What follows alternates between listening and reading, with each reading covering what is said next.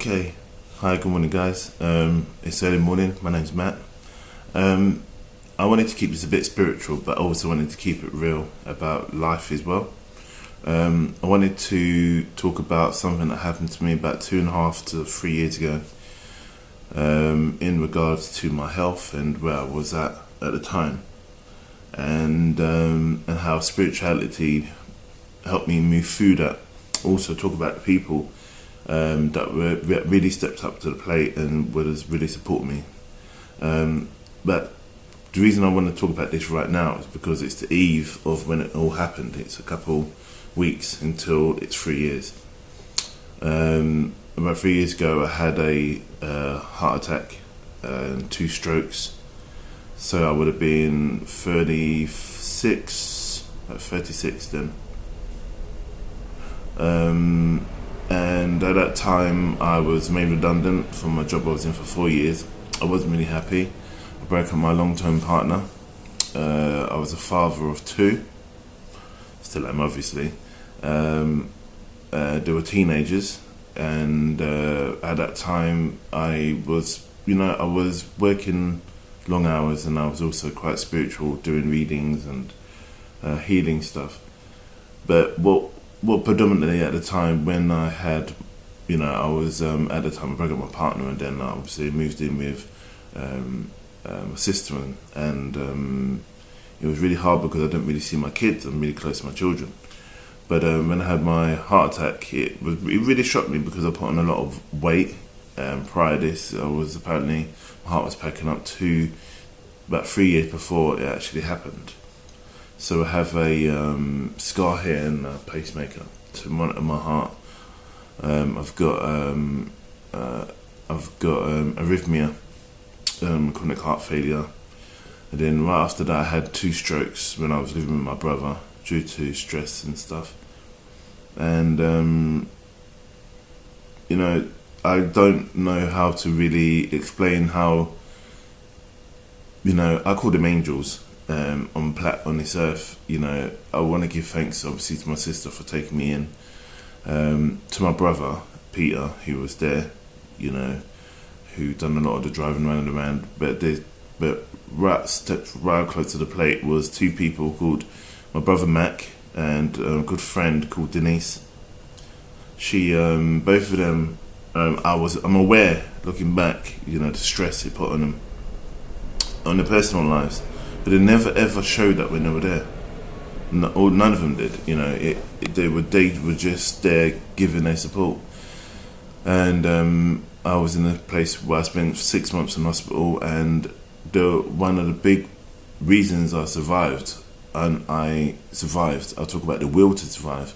One of the big reasons I survived was down to obviously to the Creator and my guides around me.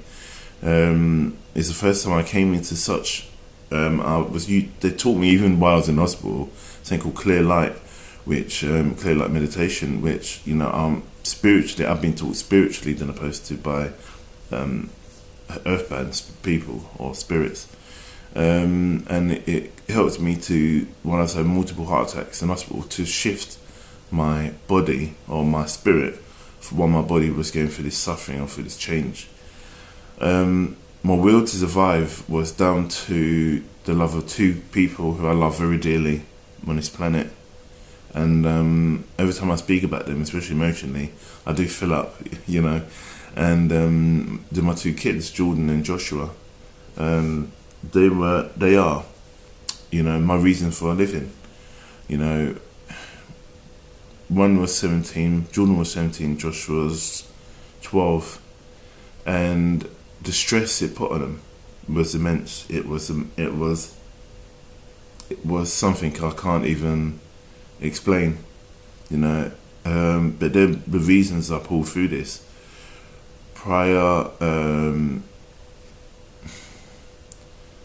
this being, after coming out of hospital, going into bed and breakfast, after having a heart attack and then 2 strokes, it goes to show what kind of compassion some humans have on this planet. They put me in bed and breakfast where I had rats running around outside, where I wasn't, drug dealers doing drugs, people smoking dope, shooting up just outside my window. And I'm not exaggerating, that's the way it was. And to the degree I don't want my children to come and see me in that state. But it's something I had to deal with. Now I'm in a better place. I'm studying counselling and I'm doing a lot of Reiki work, helping people and giving back. And I work with kids with HIV. I do a lot of Reiki there now. That's something that's just starting. And I help stroke victims doing Reiki. And that's at different strokes. But, you know, from a spiritual point of view, it's mentally and spiritually prepared me for dealing with situations in my life. I mean, I've dealt, a lot of the time when I was there, I was using something called emptiness, which is a Buddhist way of thinking. And it's releasing the stuff you can't really deal with. You need to just release it to the universe. And that's one of the big things I was doing. But predominantly, you know, I knew in the place, you know, without getting into too much details to do with my children and stuff, is like spiritually I had to deal with my spiritual self and also spiritually deal with them, and when they came to me, still be there for them, you know. There was no way I'm going to separate myself because I was going through this and not be the loving father and not think about how how they're thinking, how they're feeling, going through this, you know. And it's not sympathy or anything like that I'm looking for. It's far from it, you know. I don't do sympathy. It's just, this is just to say to them and to the people that are around me at the time, even people now, you know. My friend Annette, who's around me now, and VJ and the difference and the stroke groups and people like that. You know, someone said to me that I sit in certain ways or act in certain ways that comes across in a way aggressive. I mean, and I have all this built up emotion. There's no built up emotion, I assure you. Anyone who knows me, I'm quite expressive with my emotions anyway, but predominantly, importantly, I should say, there are shades of grey in my thinking, but the important thing is that if I can't deal with it, then I let it go. If I can deal with it, then I'll deal with it. You know, that's a form of emptiness. You know, I can't see the point in mulling over something I can't change. And if something I would like to change, I'll send it off to the Creator, and the Creator shifts it. If he doesn't, he doesn't. I ask him for signs to show me if I need to stay there. The other two people I'd like to thank who are dear to me is my cousins Miriam and Thea. You know, before that, I had loads of friends around me, you know, and they're just, and I made them a lot of money through my abilities and stuff, or the Creator made them a lot of money, or found them partners and so on and so forth. But you know, I'm not bitter about that, and people find that really hard to believe that I'm really angry about that. But I'm not. You know, at the end of the day, it's like that's your lookout. It's nothing to do with me. It's down to you and him. At the end of the day, it's nothing to do with me, even to the degree of what's happened to me in my past with relationships. You know, it's like, don't judge me based upon your own actions, and this is what I've found people do. And I'm making that quite clear and sending this clear message to them as well, that if I have an issue, I will talk about it, and I'm not holding any resentment back from anything, you know. And again, I just wanted to just send this message out and keep this as short as possible, you know. But I'd just like to give my love and respect to my two boys. Love you dearly.